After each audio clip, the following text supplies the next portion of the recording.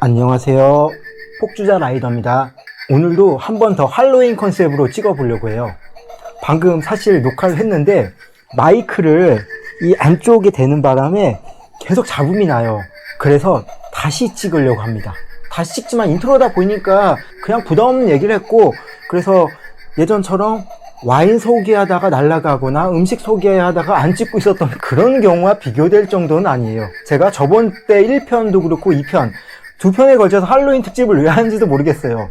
시끄러우니까 좀 끄겠습니다. 할로윈이라고 해서 제가 이태원에 가거나 그런 적도 없고요. 할로윈 때 뭔가 특별한 것을 한 기억은 없어요. 할로윈을 왠지 좋아하고 관심을 가지게 된 게요, 다이소에서 2014년부터인가 할로윈 시즌이 되면은 할로윈 물품들을 팔아요. 그래서 1년에 하나나 두 개씩 이렇게 사 모으다 보니까 뭐 몇 개 생기더라고요. 그래서 이렇게 쭉 깔아놓고 하면은 좀 더 재미있는 분위기에서 동영상을 찍을 수 있지 않을까. 더군다나 제 영상 같은 경우는 특별히 컨셉이 없기 때문에 이렇게 할로윈 특집 잡아서 뭔가 컨셉을 한번 잡아보는 것도 나쁠 것 같지 않아서 이렇게 해봤습니다. 그리고 저번 때 제가 할로윈 1편을 찍을 때 스탠드가 하나였고요. 스탠드를 새로 놓다 보니까 뭔가 구도를 새로 잡고 싶어갖고 막 이상하게 구도를 잡다 보니까 오히려 실패했더라고요. 저쪽 구석에 놔뒀던 물병도 나오고 있고 전체적으로 막 안 좋아요. 화면도 어둡고. 그래서 이번에는 예전과 같은 그런 구도로 좀 돌아왔고요. 그리고 저번 땐 이 스탠드 하나밖에 없었는데 똑같은 스탠드를 저기에도 또 사놨습니다. 그래서 확실히 분위기가 밝을 거예요. 지금 5시 반도 안 돼서 해가 지기 전이라서 정확히 모르겠는데요, 해가 지고 나면은 스탠드의 위력을 다시 한번 제가 느낄 수 있을 수도 있을 것 같아요. 스탠드도 새로 샀고 뭔가 새로운 분위기에서 와인을 마시고 그런 좋은 날 한잔하지 않을 것 같겠죠? 오늘도 한잔하도록 하겠습니다.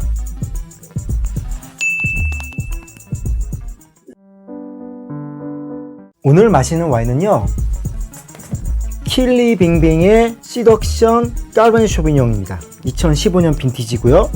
가격은 2만원 조금 안 돼요. 그리고 구입은 와인샵에서 주로 구입할 수 있고 와인의 모이도 팔더라고요. 제가 아직 올리진 않았는데 이 킬리빙빙의 비슷한 급의 시크릿이라는 걸 영상을 찍어서 올릴 예정이고요. 아마 그 영상이 좀 더 빨리 올라갈 거예요. 근데 모르겠네. 할로윈 특집에 갖고 이거부터 올릴 수도 있으니까 아무래도 안 올라갈 확률이 높아서요. 겹치지만 설명을 하겠습니다. 호주의 5대째 가족 경영을 하고 있는 브라더인 암스라는 회사에서 나온 와인이고요. 킬리빙빙이라는 뜻이요, 호주의 원주민이 사용하던 말이고요. 빛이 난다, 그런 의미라고 하더라고요. 오늘 제가 이 와인을 할로윈으로 선택한 이유가요, 저번 때는 까시엘로 델 디아블로를 선택했고 그 이유는 할로윈이니까 악마, 디아블로가 악마니까요, 그런 컨셉을 했고요. 오늘도 까시엘로 델 디아블로의 다른 걸 선택할까 했는데 까시엘로 디아블로를 또 먹기도 뭔가 좀 그렇고, 똑같은 와인은 아니지만 오늘 까시엘로 델 디아블로 시라를 먹을까 했는데 다른 느낌의 와인이 먹고 싶어서 이걸 선택했습니다. 레이블이 되게 독특해갖고 할로윈과도 좀 어울리는 것 같아요. 그리고 할로윈과 또 통하는 게요, 이런 독특한 레이블이 1950년에서 60년대 사이에 공포 영화에서 영감을 받아서 제작된 거라고 하더라고요. 네, 시덕션이라고는 하는데 그닥 매력적이진 않아요. 제가 시크릿츠 때 얘기를 드리겠지만 시크릿츠는 레이블이 정말 매력적이거든요. 매력적으로 생긴 여자가 손을 까딱까딱 하면서 따라와, 그런 느낌이어서 되게 매력적인데 시덕션은 그렇게 레이블은 매력적이지 않습니다. 따른 지 한 20분 된 건데요, 이게 호주의 까베르네 쇼비뇽인데요, 전형적인 칠레 까베르네 쇼비뇽이 하긴 나요. 스파이시하면서 후추랑 피망 냄새, 그런 거. 혹시라도 칠레 까베르네 쇼비뇽을 싫어하시는 분들은 이 와인 선택하면 안 될 것 같아요. 그런 전형적인 느낌이 나고 또 맛은 약간은 그런 것과 차이가 있네요. 산도가 좀 있고요. 탄닌이 그렇게 강하진 않아요. 그리고 잔당감이 좀 있어갖고 호주의 시라즈라던가 그런 데서 나는 미묘한 잔당감, 그 잔당감이 느껴집니다. 되게 스파이시하네. 아까 처음에 향을 맡았을 때랑 큰 차이가 없는 것 같아요. 그리고 고무 냄새 같은 게 좀 나거든요. 이 와인이 의외로 불호가 많더라고요. 킬리빙빙 시리즈가 스크림 시라즈 같은 경우는 요것보다 윗단계인데 그거는 호가 많아요. 좋아하시는 분들이 많은데 그 밑에 단계 얘네들은 불호가 되게 많더라고요. 그게 좀 이해가 돼요. 지금 보면은 향은 칠레스럽고 거기에 좀 독특하면서 약간 거북하게 느낄 수 있는 고무향도 나고요. 일단 맛 자체는 그런 터프한 느낌도 아니고 뭔가 잔단감 느껴지고 탄닌도 아주 강하지 않다 보니까 좀 언밸런스하다는 느낌이 사실 들어요.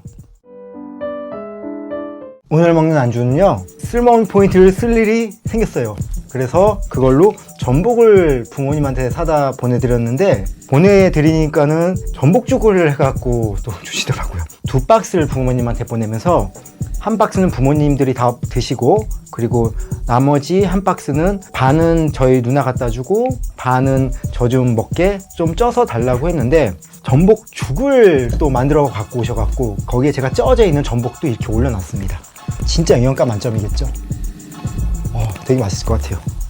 그리고 이거는 불고기 치즈 버거고요. 뭔가 오늘 와인과 어울릴 것 같은 햄버거를 선택했고, 그리고 이거는 되게 재밌어요. 갈비구이인데 집에서 밥 먹자 까망콩 양념구이입니다. 이거 8배 정도의 양이 있는데 그게 10,000원이더라고요. 아무래도 돼지갈비고 수입 고기겠죠. 그래서 좀 싼 것 같습니다. 이거 빨리 한번 먹어봐야겠어요. 그런데 전복의 내장 같은 경우 되게 비린내가 나갖고 와인과 드실 때는 좀 조심하셔야 돼요. 전복의 딴 부분은 괜찮은데 내장 특히.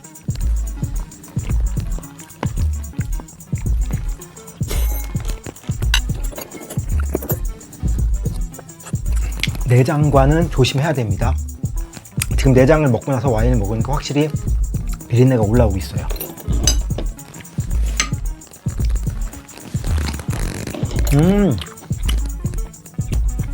돼지갈비 의외로 괜찮네요.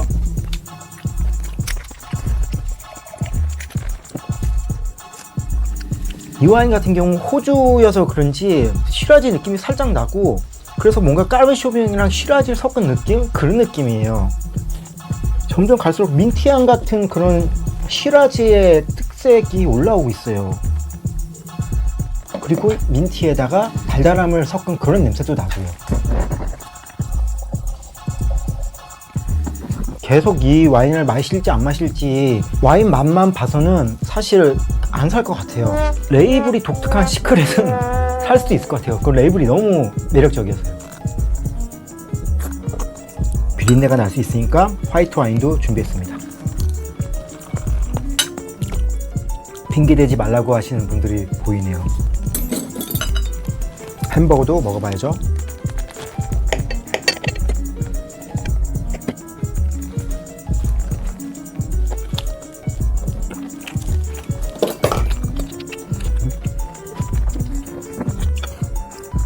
햄버거 중에 괜찮은 수제버거 같이 육즙이 좀 나오는 거는 와인이랑도 상당히 잘 어울리네요. 그만큼 햄버거도 퀄리티가 있는 걸 사야 되는 게 좀 문제지만요.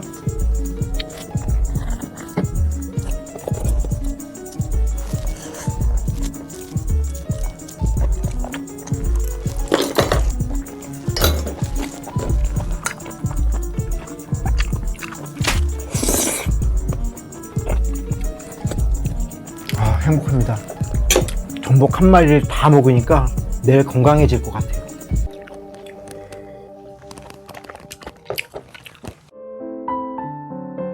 오늘 소개시켜 드릴 곡은요, 할로윈 특집 1편에서도 헬로윈을 선택했고, 그때 얘기 드렸던 키퍼 오브 더 세븐 키즈 파트 2 앨범의 마치 오브 타임즈라는 곡입니다. 저번 달에 소개시켜드린 앨범은 파트 1이고요. 이번엔 파트 2고요. 제가 헬로윈 앨범을 처음 산 건요, 베스트 음반이었어요. 베스트 음반 상당히 괜찮아요.